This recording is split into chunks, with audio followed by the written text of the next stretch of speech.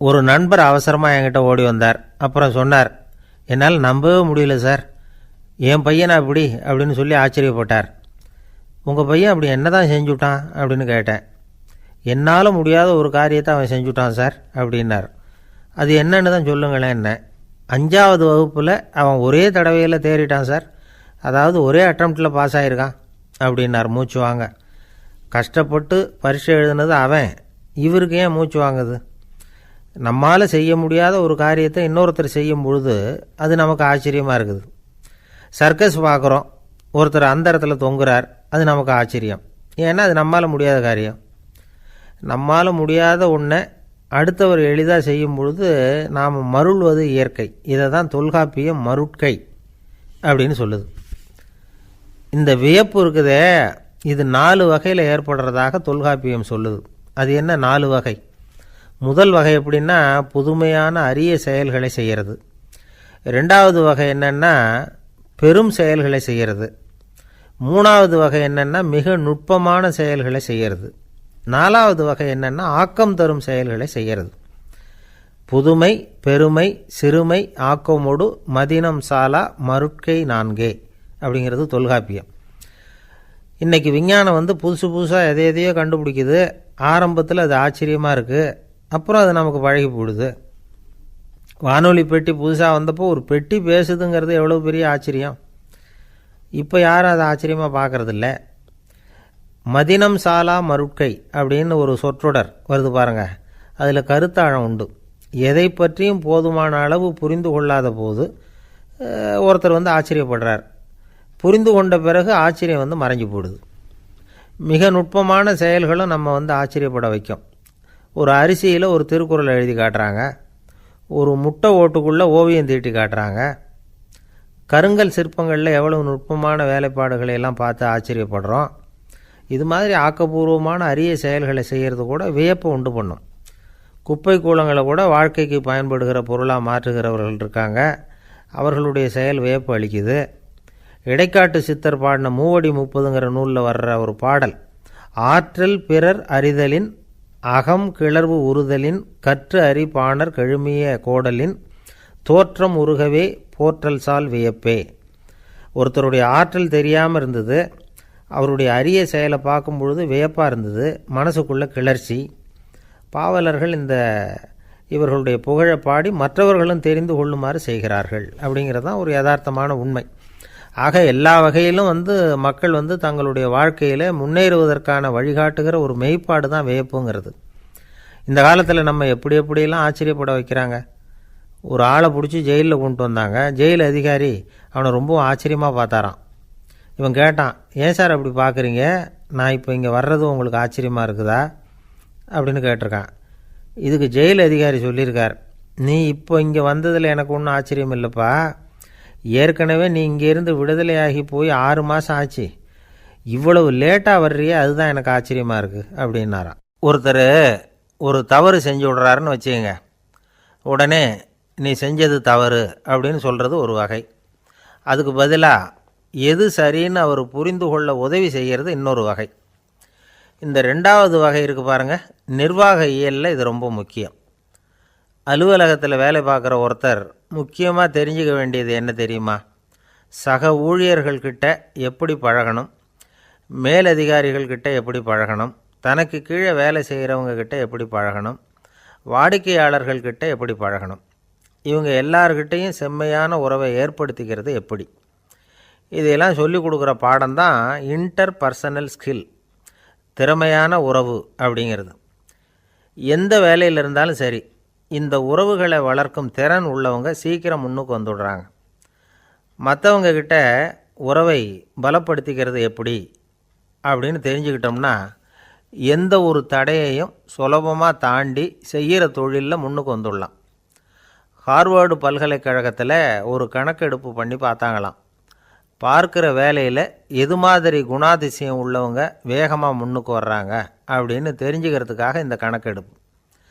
வெவ்வேறு துறையில் வேகமாக முன்னுக்கு வந்திருக்கிற பல பேரை சந்தித்து இந்த சர்வேயை நடத்தியிருக்கிறாங்க. அவங்க கண்டுபிடிச்சி சொல்லியிருக்கிற உண்மை என்ன தெரியுமா?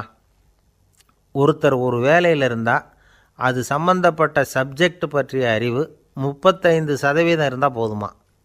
ஆனால் உறவுகளை வளர்க்கக்கூடிய திறன், இன்டர் பர்சனல் ஸ்கில்லு 65% வேணும். இப்படி உள்ளவங்க சீக்கிரம் முன்னுக்கு வந்துடுறாங்களாம். அதனால் ஒருத்தருக்கு வேலை சரியாக புரியலைன்னா கூட விவரமாக மற்றவங்கக்கிட்ட பழகிறது எப்படின்னு புரிஞ்சால் போதும், அவர் முன்னுக்கு வந்துடலாம். அலுவலகங்களில் மட்டும் இல்லை, எல்லா இடங்கள்லேயும் இது ரொம்ப முக்கியம். வீட்டுக்குள்ளேயும் இது ரொம்ப முக்கியம், வீட்டுக்கு வெளியேயும் இது முக்கியம். அடுத்தவங்கக்கிட்ட பழகிறது எப்படிங்கிறத தெரிஞ்சிக்காதவன் வாழ்க்கையில் முன்னேற முடியாது.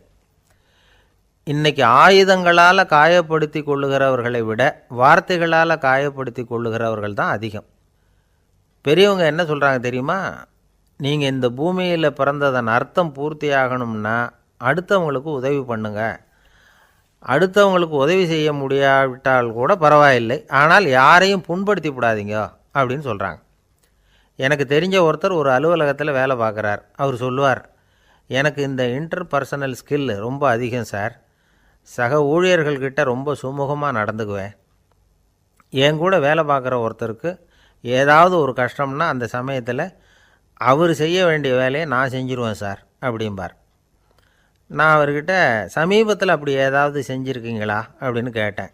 செஞ்சுருக்கேன் சார். போன வாரம் புதன்கிழமை ஆஃபீஸில் என் பக்கத்து சீட்டுக்காரருக்கு வயிற்று வலி.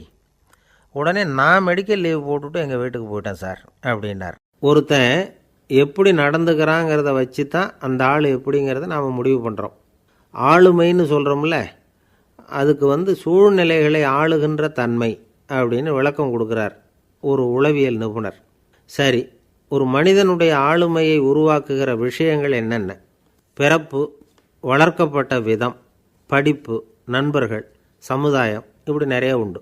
ஆளுமையின் அடிப்படையில் சில மனநோய்கள் உண்டாகுது. அதெல்லாம் என்னென்னங்கிறத தெரிஞ்சு வச்சுக்கிட்டோம்னா நம்ம கூட இருக்கிறவங்கள அடையாளம் கண்டுபிடிக்கிறதுக்கு அது ரொம்ப உபயோகமாக இருக்கும். ஃப்ரெனாய்டு ஆளுமை அப்படின்னு ஒன்று.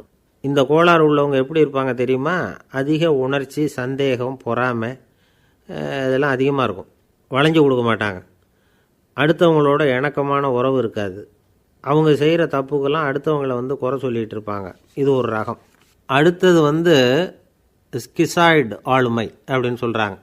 இந்த கோளாறு உள்ளவங்க அடுத்தவங்களோட பழக கூச்சப்படுவாங்க. சின்ன வயசுலேயே இது ஆரம்பமாயிடுது.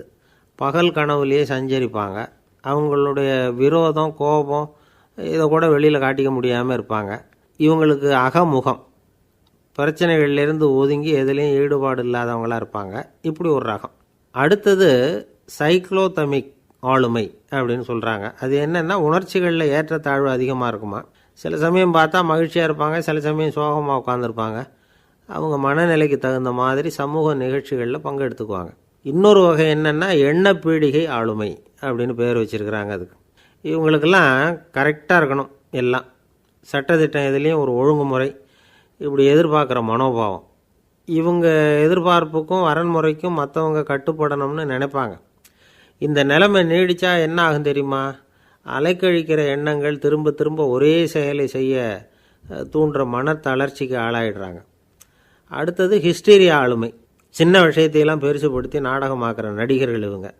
உணர்ச்சி அதிகம் உள்ளவங்க. இவங்க மன எழுச்சியில் பக்குவமின்மை, குழந்தைத்தனம், முதிர்ச்சியின்மை எல்லாம் இருக்கும். தன்னலம் மிக்க குணம். பிறர் தன்னை மட்டுமே கவனிக்கணும்னு நினச்சி செயல்படுறது, இதெல்லாம் இவங்க அடையாளம். அடுத்த ரகம் எப்படின்னா வளர்ச்சியற்ற ஆளுமைன்னு சொல்கிறாங்க. அடுத்தவங்களோட இணங்கி போக முடியாதவங்க. அறிவு, மன எழுச்சி, சமூக உறவு இதில் எல்லாம் போதுமான வளர்ச்சியையும் நிறைவையும் பெற முடியாதவங்க. இவங்களால் வாழ்க்கையில் முன்னேற முடியாது. பிச்சைக்காரங்க, குற்றவாளிகள், இவங்ககிட்டெல்லாம் இது மாதிரியான ஆளுமை அதிகமாக இருக்குமா. அடுத்தது என்னென்னா சோர்வுடைய ஆளுமை. எதுலேயும் உற்சாகம் இல்லாமல் சோர்ந்து போயிருப்பாங்க. அதுக்கெல்லாம் நமக்கு வலிமை இல்லைப்பா அப்படின்னு சொல்லிகிட்டு இருப்பாங்க. சின்ன விஷயங்களுக்கெல்லாம் அதிர்ச்சி அடையிறது. வாழ்வின் சுவையை அனுபவிக்க முடியாதவங்க. இன்னொரு ரகம் இது கொதித்தெழும் ஆளுமைங்கிறாங்க. எதுக்கு எடுத்தாலும் ஆத்திரம், குரோதம், வன் செயல் இதிலெல்லாம் ஈடுபாடு, இப்படி உள்ளவங்க. நத்தை வகை ஆளுமை அப்படின்னு ஒன்று. அடுத்தவங்க மேலே விரோதம் இருக்கும், அடிக்கணுங்கிற எண்ணம் இருக்கும். ஆனால் அதை அப்படியே வெளியில் காட்டாமல் அதே சமயம் அமைதியான முறையில் வெறுப்பை வெளிக்காட்டுற ரகம். இவங்கெல்லாம் பேசாமல் கம்முன்னு இருந்துக்கிட்டே நினச்சதை நிறைவேற்றிக்கிறவாங்க. முன்ஜாக்கிரதை ஆளுமை அப்படின்னு ஒரு ரகமாக. பாதுகாப்பின்மை, சந்தேகம், முழுமையின்மை, அறவேக்காட்டுத்தனம் இந்த மனப்போக்கு அதிகமாக இருக்கிறதுனால அகம்பாவம், பிடிவாதம், எச்சரிக்கை எல்லாம் அளவுக்கு மீறி இருக்கும். இதுவரைக்கும் நாம் பேசிக்கிட்டு இருந்த ஆளுமை பண்புகள் அளவுக்கு அதிகமாக போயிட்டுதுன்னா ஆளுமை கோளாறுகள் ஏற்படும். அதன் அடிப்படையில் மனவியாதிகள் வருமா. அதனால் இணக்கமான எல்லாரும் விரும்புகிற இயல்பான ஆளுமையை பெறுவதற்கு நாம் முயற்சி செய்யணும் அப்படிங்கிறது மனோதத்துவ நிபுணர்களுடைய ஆலோசனை. ஒருத்தர் ஒரு மனோதத்துவ டாக்டரை தேடிட்டு வந்தாராம். டாக்டர், எனக்கு மனசில் ஏதோ வியாதி, ஆளுமை கோளாறு, அதாவது எனக்கு சீக்கிரமாக செத்து போனால் தேவையில்லைன்னு தோணுது அப்படின்னாராம். உடனே அந்த டாக்டர், சரி அப்படின்னா இங்கே இருங்க, நான் வைத்தியம் பார்க்குறேன் அப்படின்னாராம். ஒரு ஊரில் ஒரு ராஜா இருந்தார். பெரிய அரண்மனையில் தான் இருக்கிறார். எல்லா வசதியும் இருந்தது. இருந்தாலும் அவர் எல்லாரும் சொல்கிறது எப்படி தெரியுமா, பிச்சைக்கார ராஜா. அப்படி ஒரு பேர் அவருக்கு நிலச்சி போச்சு. ஜனங்களும் சரி, மற்ற தேசங்களில் உள்ளவங்களும் சரி, அவர் அந்த பேர் சொல்லியே குறிப்பிடுறது வழக்கமாக போட்டுது. இது அவருக்கு ரொம்ப கவலையாக போச்சு. என்ன இது, நம்மளை தேடி வர்றவங்களுக்கெல்லாம் நாம் சோறு போடுறோம், நம்ம புகழ்ந்து பாடல் ஏற்றி கொண்டு வர்ற புலவர்களுக்கெல்லாம் அவங்க எப்படி வந்தாலும் ஒருவேளை சோறு போடணுங்கிறது உத்தரவு. இவ்வளவுலாம் செஞ்சும் நம்மளை போய் பிச்சைக்கார ராஜான்னு எல்லாரும் சொல்கிறாங்களே, அது ஏன், எதுக்காக இப்படி சொல்கிறாங்க? இதுதான் ராஜாவுக்கு குழப்பம். சரி, இதை பற்றி நம்ம அமைச்சர்கள்கிட்ட கேட்கலாமா அப்படின்னு யோசனை பண்ணார். இந்த விஷயத்தை போய் அவங்கக்கிட்ட எப்படி கேட்குறதுன்னு அவருக்கு தயக்கமாக இருந்தது. கௌரவ குறைச்சலாக தெரிஞ்சுது அவருக்கு. சரி, சாதாரண குடிமக்கள்கிட்ட இதை பற்றி கேட்கலாமா அப்படின்னு யோசனை பண்ணார். கேட்கலாம், ஆனால் அவங்க யாரும் ராஜா முன்னாடி வந்து நின்று தைரியமாக பேசக்கூடிய அளவுக்கு இல்லை. ராஜாவோட குழப்பம் நாளுக்கு நாள் அதிகமாக போச்சு. கடைசியாக அவர் ஒரு முடிவுக்கு வந்தார். அதாவது இதை பற்றி ஒரு பிச்சைக்காரங்கிட்டே கேட்டு பார்த்துட்டா என்ன. இதுதான் அவர் பண்ண முடிவு. உடனே மாறு வேஷம் போட்டுக்கிட்டு நகர்வலம் போனார். ஒரு பிச்சைக்காரனை கண்டுபிடிச்சார். இதை பாருப்பா, நம்ம ராஜாவை எல்லாரும் பிச்சைக்கார ராஜான்னே சொல்கிறாங்களே, அதுக்கு என்ன காரணமாக இருக்கும் அப்படின்னு கேட்டார். அதுக்கு அவன் சொல்கிறான், இதுக்கான பதிலை இன்னும் ஒரு 30 நாளில் சொல்கிறேன் அப்படின்னா. உடனே இவருக்கு சந்தோஷம். உண்மையை அவங்ககிட்ட சொன்னார். நான் வேறு யாரும் இல்லை, நான் தான் இந்த நாட்டு ராஜா. இப்போ நீ என் கூடவே வந்துடு, அரண்மனையிலேயே தங்கிக்கோ. 30 நாள் கழித்து எனக்கு பதில் சொல்லிவிட்டு அதுக்கப்புறமா நீ போகலாம் அப்படின்னு சொல்லி அழைச்சிட்டு வந்துட்டார். அரண்மனையில் ஒரு மூலையில் அவன் தங்கறதுக்கு இடம் கொடுத்தார். தினம் 2 வேளையும் இவனுக்கு சோறு போடுங்க அப்படின்னு உத்தரவு போட்டார். ராஜா கொடுத்த இடத்துல போய் உக்காந்துக்கிட்டான் அந்த பிச்சைக்காரன். தினமும் அந்த அரண்மனையில் நடக்கிறதையெல்லாம் கவனிச்சிக்கிட்டு வந்தான். வேளைக்கு சாப்பாடு வரும், சாப்பிட்டுக்கிட்டு இருக்கான். இப்படி 30 நாள் முடிஞ்சுது. ராஜா வந்தார். என்ன, என்னோட கேள்விக்கு பதில் என்னன்னு கண்டுபிடிச்சிட்டியான்னார். கண்டுபிடிச்சிட்டேன்னா. என்ன எல்லாரும் பிச்சைக்கார ராஜான்னு சொல்கிறாங்களே, அது நியாயமாக படுதா உனக்குன்னு கேட்டார். நியாயமாக தான் படுது, சந்தேகம் இல்லாமல் நீங்கள் பிச்சைக்கார ராஜா தான். என்ன தான் நீங்கள் வசதியோடவும் படைபலத்தோடவும் இருந்தால் கூட நீங்கள் எங்கள் வர்க்கத்தை சேர்ந்த ஆசாமி தான் அப்படின்னு அடித்து சொல்லிவிட்டான் அந்த ஆள். ஏனால் அப்படி சொல்கிறேன்னு கேட்டார் இவர். அரசே, ஒரு உண்மையை கண்டுபிடிச்சி சொல்கிறதா நான் உங்ககிட்ட சொன்னேன். நீங்கள் ராஜ பரம்பரைன்னா உடனே உங்கள் கழுத்தில் கிடக்கிற முத்து மாலையை கழட்டி பரிசாக கொடுத்துருப்பீங்க, பொன்னையும் மணியையும் கொடுத்துருப்பீங்க. ஆனால் நீங்கள் அப்படி செய்யலை. என்னை ஒரு மூலையில் உட்கார வச்சு 2 வேளை சோறு போட சொன்னீங்க. உங்களை தேடி யார் வந்தாலும், யார் பாராட்டி பேசினாலும் அல்லது பிரச்சனைகளை சொன்னாலும் நீங்கள் செய்கிற ஒரே காரியம் சோறு போடுறது தான். பிச்சைக்காரனுக்கு சோறு மட்டும்தான் உலகம். உங்கள் விஷயத்துலேயும் நீங்கள் அப்படி தான் நினைக்கிறதாக தெரியுது. நல்லா கவனிங்க. எந்த ஒரு பிரச்சனைக்கும் சோறு தான் முடிவுன்னு நினைக்கிறீங்க பாருங்கள். நீங்கள் சந்தேகமில்லாத எங்களை சேர்ந்த ஆள் தான் அப்படின்னு விட்டான் அந்த பிச்சைக்காரன். அதுக்கப்புறம் தான் அந்த ராஜா தன்னுடைய தவறுகளையெல்லாம் திருத்திக்கிட்டாராம். பசின்னு வர்றவங்களுக்கு சோறு தான் போடணும், அது தப்பு இல்லை. பாராட்ட வர்றவங்களுக்கெல்லாம் சோத்தையே போட்டு அனுப்புனா இப்படி தான் பேர் வரும். எனக்கு தெரிஞ்ச ஒருத்தர் தினமும் யாராவது ஒருத்தரை தன் வீட்டுக்கு அழைச்சிட்டு போவார், சாப்பாடு போட்டு அனுப்புவார். முன்னறிவிப்பு இல்லாமல் திடீர்னு ஒரு விருந்தாளியோட வீட்டில் போய் இவர் நிற்கிறது வழக்கம். அந்த அம்மாவும் இவருக்காக தயார் பண்ணி வச்சுருந்ததை இவர் அழைச்சிட்டு வந்திருக்கிற விருந்தாளிக்கு போட்டுருவாங்க. விருந்தாளி சாப்பிட்டுட்டு போனதுக்கப்புறம் இவர் மனைவிகிட்ட உனக்கு சிரமம் வேணாம் அப்படின்னு சொல்லிவிட்டு பக்கத்தில் உள்ள ஒரு ஹோட்டலுக்கு போய் காசு கொடுத்து சாப்பிட்டுட்டு வந்துடுவார். பல நாள் இப்படி நடக்கும். ஒரு நாள் அவரை தனியாக கூப்பிட்டுக்கிட்டு போய் ஏன் இப்படி பண்ணுறீங்கன்னு கேட்டோம். அதுக்கு அவர் சொல்கிறாரு, எங்கள் வீட்டு சாப்பாட்டிலேருந்து தப்பிக்கிறதுக்கு எனக்கு வேறு வழி எதுவும் தெரியல சார், அதனால தான் இப்படி பண்ணிகிட்ருக்கிறேன் அப்படின்னார் ரொம்ப பரிதாபமாக. ஒரு மனுஷனுக்கு 3 விதத்தில் கர்வம் உண்டாகிறதுக்கு வாய்ப்பு உண்டு. பணம், பதவி, புகழ்.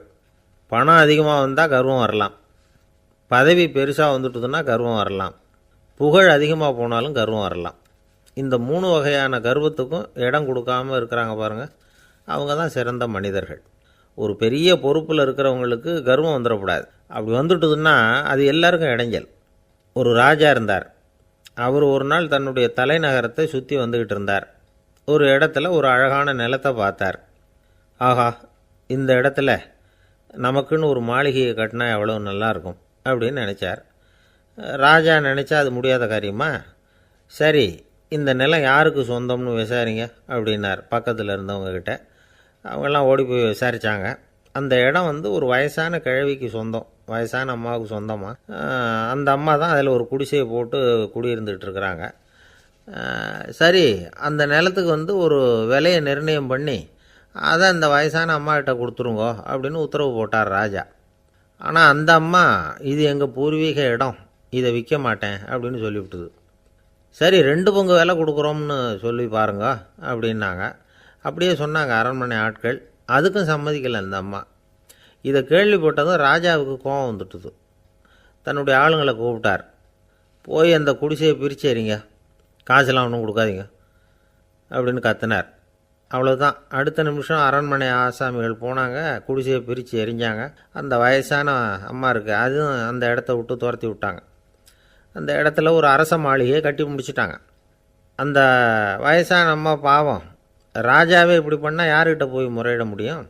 ஒரு ஞானி இருந்தார், அவர்கிட்ட போய் சொன்னாங்க. அவர் இவங்க சொன்னதை கேட்டு மனசில் வச்சுக்கிட்டார். ஒரு நாள் அந்த ராஜாவே இந்த ஞானியை கூப்பிட்டார். புதுசாக ஒரு மாளிகை கட்டியிருக்கிறேன், வந்து பாருங்கன்னு. சரின்னு சொல்லி இந்த பெரியவர் ஒரு நாள் அந்த மாளிகைக்கு போனார். சும்மா போகல, ஒரு கழுதையையும் ஓட்டிகிட்டு போனார். கொஞ்சம் சாக்குகள், வெத்து சாக்கு, அதையும் எடுத்து கழுதை முதுகில் போட்டு கழுதையை ஓட்டிகிட்டு போகிறார். ராஜா பார்த்தார். அவருக்கு இது ஆச்சரியமாக இருந்தது. என்ன இது, மாளிகைக்கு வந்துட்டு போங்கன்னு கூப்பிட்டா கழுதை சாக்கு இதெல்லாம் கொண்டு வராரே, ஒன்றும் புரியலையேன்னு நினச்சார். எதுக்காக இதெல்லாம்னு கேட்டார். அரசருடைய தோட்டத்திலேருந்து கொஞ்சம் மண் எடுத்துகிட்டு போகிறதுக்கு ஆசைப்படுறேன், அதுக்கு நீங்கள் அனுமதி கொடுக்கணும் அப்படின்னாரு இவர். இது என்ன வேடிக்கையான கோரிக்கையாக இருக்குது அப்படின்னு நினச்சார் ராஜா. இருந்தாலும் மண் தானே கேட்குறாரு, எடுத்துகிட்டு போகட்டுமே அப்படின்னு நினச்சார். சரின்னு அனுமதி கொடுத்தார். அந்த பெரியவர் தோட்டத்துக்கு போனார், மண்ணை வெட்டினார், சாக்கில் போட்டு நிரப்புனார். ராஜாவை கொஞ்சம் கிட்ட வாங்கன்னு கூப்பிட்டார். இந்த மண் மூட்டையை தூக்கி கழுதையோட முதுகில் வைக்கணும், கொஞ்சம் உதவி பண்ணுங்கன்னார். ஓ, பண்ணுறேனே அப்படின்னு சொல்லி ராஜா கிட்ட போனார். மூட்டையை தூக்கி பார்க்குறாரு, முடியல, திணறி போயிட்டார். இப்போ அந்த ஞானி பேசினாராம். அரசே, இந்த ஒரு சாக்கு மண்ணையே உங்களால் தூக்க முடியல, அந்த கிழவிகிட்ட இருந்து அந்த அக்கிரமமாக அபகரித்த இந்த தோட்டம் பூராவையும் சுமக்கணும்னு ஆசைப்படுறீங்களே, அது உங்களால் முடியுமா அப்படின்னு கேட்டாராம். ராஜா யோசனை பண்ண ஆரம்பித்தார். தன்னுடைய செயலுக்காக வருத்தப்பட்டாராம். அந்த வயசான அம்மாவை உடனடியாக வரவழைச்சார். தாயே, தப்பு பண்ணிட்டேன், என்னை மன்னிச்சுக்குங்க, இன்னையிலேருந்து இந்த மாளிகையும் தோட்டமும் உங்களுக்கு தான் சொந்தம் அப்படின்னு சொல்லிவிட்டாராம். போகிறப்ப இந்த உலகத்திலேருந்து எண்ணத்தை எடுத்துகிட்டு போக போகிறோம், அதனால் ரொம்பவும் அலட்டிக்க வேண்டியதில்லை, கர்வப்பட வேண்டியதில்லை அப்படிங்கிறது ஒரு பெரிய உபதேசம். ஒரு பெரிய மனுஷன் சாக கிடந்தார், ரொம்பவும் அழுதார். ஏன் அழறீங்க அப்படின்னு கேட்டாங்க சுற்றி இருந்தவங்க. நான் சாகிறதுக்காக கவலைப்படலை, நான் நம்ம ஜனங்களுக்காக எவ்வளவோ காரியம்லாம் செஞ்சுக்கிட்டு வந்தேன். நான் செஞ்சுக்கிட்டு வந்த சேவையை இனிமேல் யார் செய்ய போகிறாங்க, அது யாரால் முடியும், அதை நினச்சி தான் அழறேன் அப்படின்னாராம்.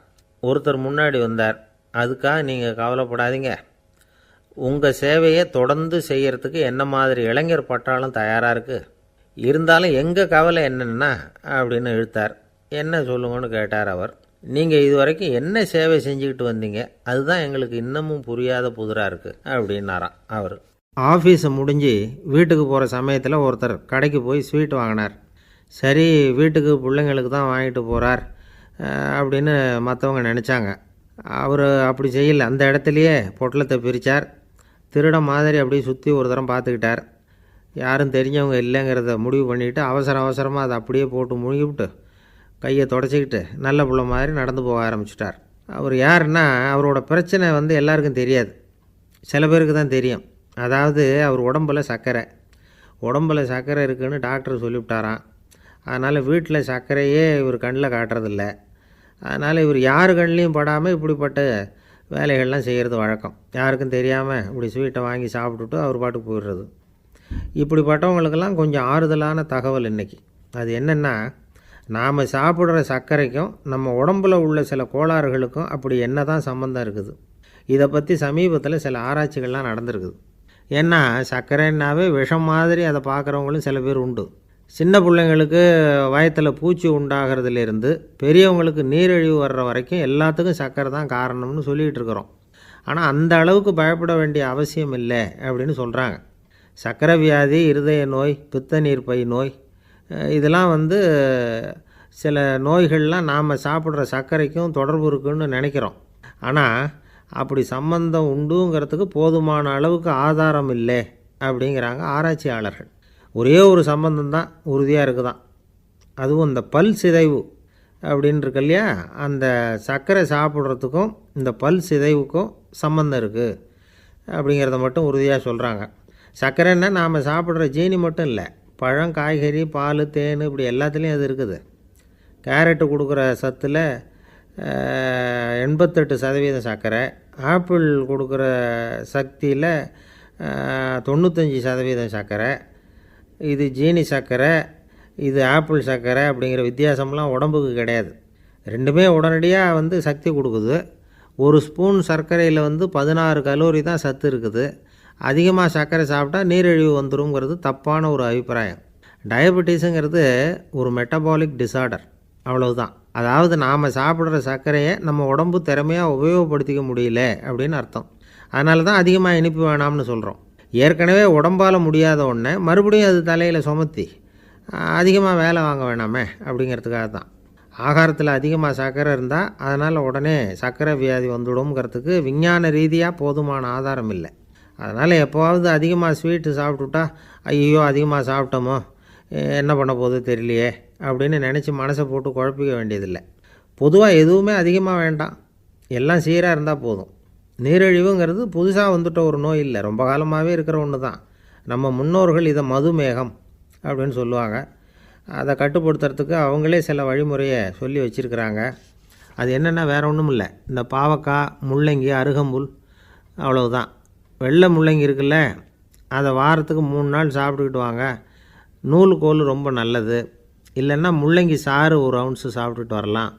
ரத்தத்தில் சேர்கிற சர்க்கரை அளவை இதெல்லாம் கட்டுப்படுத்துது. சிறுநீரில் காணப்படுகிற சர்க்கரை அளவையும் சமநிலைப்படுத்துது. தினமும் ஆகாரத்தில் கோதுமை, கேழ்வரகு, வெந்தயம், கருவேப்பிலை, சோயாபீன்ஸ் எது கிடைக்குதோ சேர்த்துக்கலாம். இப்படிலாம் செஞ்சுக்கிட்டு வந்தால் அப்புறம் வீட்டுக்கு தெரியாமல் கடையில் போய் நின்றுக்கிட்டு ஸ்வீட் வாங்கி திருட்டுத்தனமாக சாப்பிட வேண்டிய அவசியமே உங்களுக்கு வராது. 2 ஆசாமிகள் கடற்கரையில் உட்காந்து சாவகாசமாக பேசிக்கிட்டு இருந்தாங்களாம். ஒருத்தர் சொன்னார், இன்னொருத்தருக்கு தெரியாமல் ஸ்வீட்டு சாப்பிட்றதே எப்பவும் இடைஞ்சல் தான் சார்.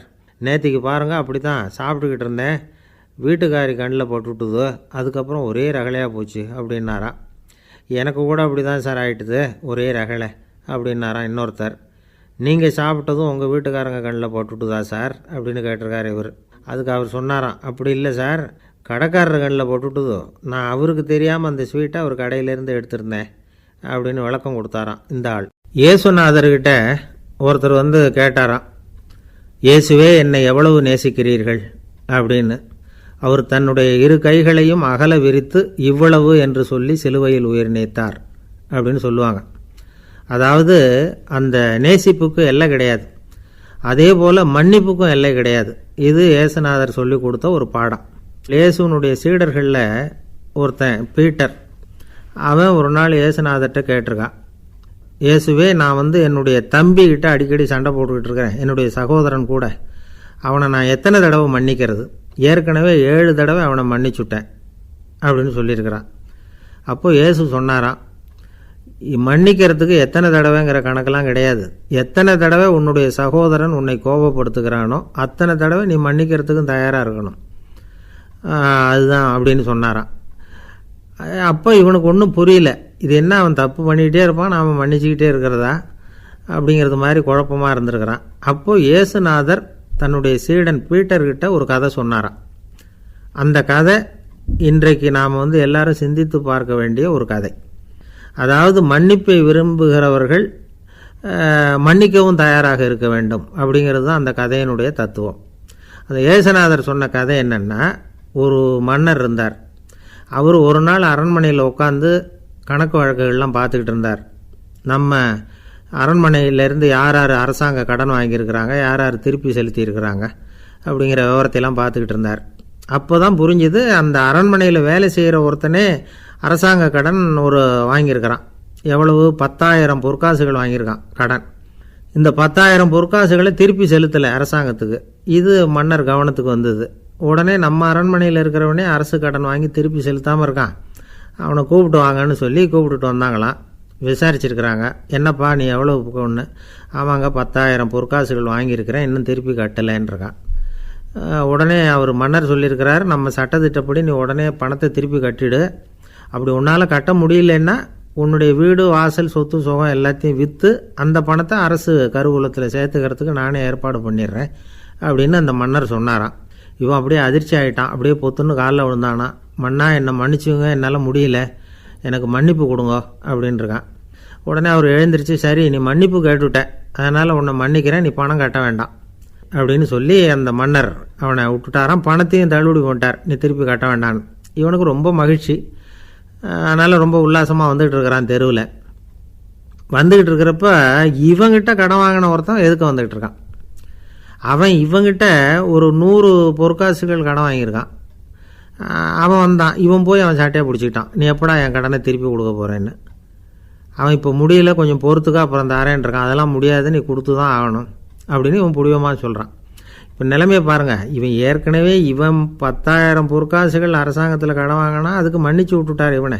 ஆனால் இவன் இன்னொருத்தனை மன்னிக்கிறதுக்கு தயாராக இல்லை. இவங்கிட்ட கடன் வாங்கின இன்னொருத்தன் 10 பொற்காசுகள், அவனை மன்னிக்க தயாராக இல்லை. இந்த காலத்து புள்ள ஒருத்தன் தன்னோட அப்பாவை பார்த்து சொன்னான், அப்பா நான் உனக்கு உதவி செய்யலாம்னு நினைக்கிறேன், என்ன உதவி செய்யணும்னு சொல்லு அப்படின்னா. நீ சும்மா இருந்தால் அதுவே எனக்கு செய்கிற பெரிய உதவிடா அப்படின்னார் அப்பா. சும்மா இருக்கிறதும் ஒரு உதவி தான், அது மாதிரி மௌனமும் ஒரு சமூக சேவை தான் அப்படிங்கிறார் காஞ்சி பெரியவர். நமக்கு 5 புலன்கள் இருக்குது, மெய் வாய் கண் மூக்கு செவி. இந்த 5லேயும் அதிகப்படியான வேலை எதுக்குன்னு நினைக்கிறீங்க? வாய்க்கு தான். ஏன்னா அதுக்கு 2 வேலை. இப்போ கண்ணுக்கு பார்க்குறது மட்டும்தான் வேலை, காதுக்கு கேட்குறது மட்டும்தான் வேலை, மூக்குக்கு வாசனை அறியறது தான் வேலை, உடம்புக்கு உணர்றது மட்டும்தான் வேலை. ஆனால் வாய் அப்படி இல்லை, அதுக்கு 2 வேலை. சாப்பிட்றதும் அதுதான், பேசுகிறதும் அதுதான். அதாவது வாய் ஒன்று தான் கர்மேந்திரியமாகவும் இருக்குது, ஞானேந்திரியமாகவும் இருக்குது அப்படின்னு சொல்லுவாங்க. சாப்பாட்டில் உட்காந்தா எந்தெந்த ஆகாரம் என்னென்ன ருசின்னு அறிவிக்கிற வேலையும் செய்யுது. சபையில் உட்காந்தா பாடுறது, பேசுறது, சிரிக்கிறது, இது மாதிரியான வேலையும் செய்யுது. இன்னொரு வித்தியாசம், கண்ணு காது மூக்கெல்லாம் ஸ்ட்ரெயின் பண்ணிக்கிட்டு வேலை செய்கிறதில்ல. ஒரு ரோஜா பூ பார்த்தா உடனே மூக்கு அப்படியும் இப்படியும் அசைய ஆரம்பிக்கிறதில்ல. ஒரு சங்கீதத்தை கேட்ட உடனே காது ஆட ஆரம்பிக்காது. ஆனால் வாய் அப்படி இல்லை, அது பேசினாலும் சரி சாப்பிட்டாலும் சரி அசைஞ்சு தான் ஆகணும். ஆக மற்றதை விட வாய்க்கு வேலை ஜாஸ்தின்னு தெரியுது. சாப்பிட்றது பேசுறது அப்படின்னு 2 காரியம் அதுக்கு. இப்படி 2 காரியம் இருக்கிறதுனால அது 2ஐயும் பாதியாக குறைச்சிக்கணுங்கிறது கடவுள் அபிப்பிராயமாக இருக்கணும் அப்படிங்கிறார் காஞ்சி பெரியவர். ஆனால் இப்போ நாம் அப்படியே நடந்துக்கிறோம், அதுக்கு நேர்மாறாக நடந்துக்கிறோம். நாம் சாப்பிட்றதும் அதிகம், பேசுகிறதும் அதிகம், 2 வேலையையும் தேவைக்கு அதிகமாகவே செய்கிறோம். வாய் தான் ரொம்ப ஓவர் ஒர்க்குடு. அதுக்கு ஓய்வு கொடுத்தா உடம்பும் நல்லாயிருக்கும், உலகமும் நல்லாயிருக்கும். மௌன விரதம் இருக்கிறதெல்லாம் எதுக்காக நினைக்கிறீங்க? இதுக்காக தான். இந்த காலத்தில் மௌனமாக இருக்கிறவங்கெல்லாம் மகத்தான தொண்டு செய்கிறாங்க அப்படின்னு தான் சொல்லணும். சத்தம் அதிகமாக போய் தான் சவுண்டு பொல்யூஷன் வருது. அது மட்டும் இல்லை, மௌனமாக இருந்தால் சண்டை சச்சரவே வராது. மௌனம் கலக நாஸ்தி. ஆக இதுவும் ஒரு சமூக சேவை தான். நமக்கு தான் வாய் இருக்குதேங்கிறதுக்காக வசமாக சாப்பிட்றதும் தப்பு, வளவளன்னு பேசுகிறதும் தப்பு. ஒரு கருத்தை சொல்கிறதுக்கு ஒரே ஒரு சொல்லு போதும் அப்படின்னு இருக்கும்பொழுது 2 சொற்களை செலவு பண்ணாதே. எவ்வளவு சொன்னாலும் அதனால் ஒரு பயனும் விளையாது அப்படின்னு தெரிய வருமேயானால் அந்த ஒரு சொல்லையும் விரயம் பண்ணாதே அப்படிங்கிறார் ஒரு அறிஞர். எல்லா குணங்கள்லேயும் மௌனம்தான் சிறந்தது அப்படிங்கிறார் ஒருத்தர். மௌனமாக இருக்கிறது மூலமாக மற்றவர்கள் குறைகளை நம்மால் தெரிஞ்சிக்க முடியும். அதே சமயத்தில் நம்மக்கிட்ட இருக்கிற குறைகளை மற்றவங்களுக்கு தெரியாமல் மறைச்சிக்கவும் முடியுங்கிறார் அவர். உண்மைதானே? ஒரு பெரிய மேடை பேச்சாளர், பொது வாழ்க்கையில் 25 வருஷ காலமாக ஈடுபட்டிருக்கிறவர். அவர் மனைவி ஒரு நாள் சொன்னாங்க, எங்கள் வீட்டுக்காரர் 25 வருஷ காலமாக பொது வாழ்வில் ஈடுபட்டிருந்தா கூட இந்த மாதம் 10ஆம் தேதியிலிருந்து தான் மக்களுக்கு சேவை செய்ய ஆரம்பிச்சிருக்கார் அப்படின்னு நாங்கள் ரொம்ப பெருமையாக. 10ஆம் தேதிக்கு அப்படி என்ன விசேஷம் அப்படின்னு கேட்டோம்.